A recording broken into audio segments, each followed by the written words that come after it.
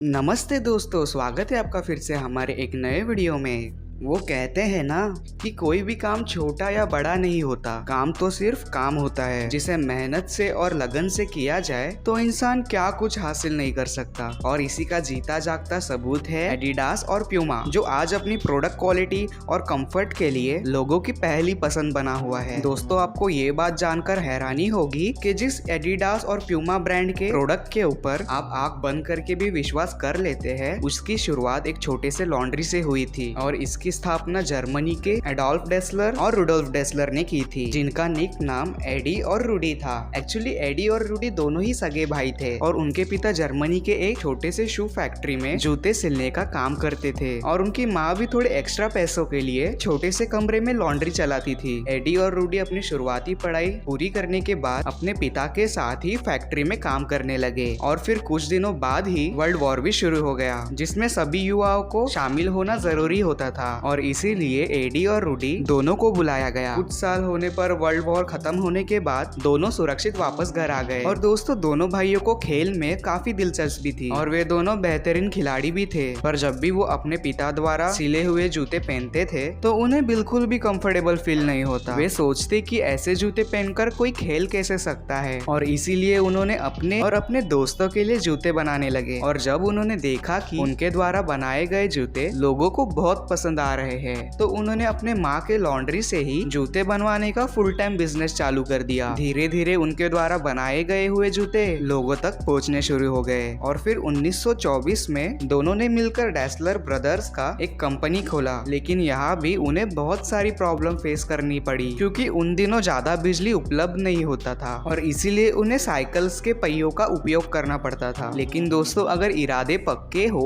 तो कोई भी राह नामुमकिन ना होती, और यही हुआ दोनों भाइयों के साथ भी। धीरे धीरे उनका बिजनेस बढ़ता चला गया, लेकिन उनके इस बिजनेस को सफलता 12 साल बाद 1936 के समर ओलंपिक्स में मिली। तो कैसे भी करके एडोल्फ डेसलर ने उस समय के स्टार स्प्रिंटर ओवेंस को अपना जूता पहनाकर खेलने के लिए राजी करा दिया। और पता है, उस ओलंपिक्स में ओवेंस ने करीब 4 मेडल्स जीते। इसके बाद पूरी दुनिया के खिलाड़ियों के बीच डेसलर ब्रदर्स के जूते प्रसिद्ध होने लगे और फिर 1948 तक उनकी कंपनी हर साल 2 लाख जूतों की बिक्री करने लगी। लेकिन इसी वक्त दोनों भाइयों के बीच में राजनीतिक कारण की वजह से मतभेद हो गई और फिर उन्होंने अलग होने का फैसला किया। जिसके बाद एडोल्फ ने अपनी नई कंपनी बनाई। उन्होंने अपने निक नेम और अपने सर नेम को मिलाकर एडिडास नाम रखा और दूसरी तरफ अपने भाई रिडोल्फ ने भी रूडा नाम की एक कंपनी खोली, जिसका नाम उन्होंने कुछ ही समय बाद बदल कर प्यूमा कर दिया। और दोनों को बिजनेस चलाने का ढंग पहले से ही पता था।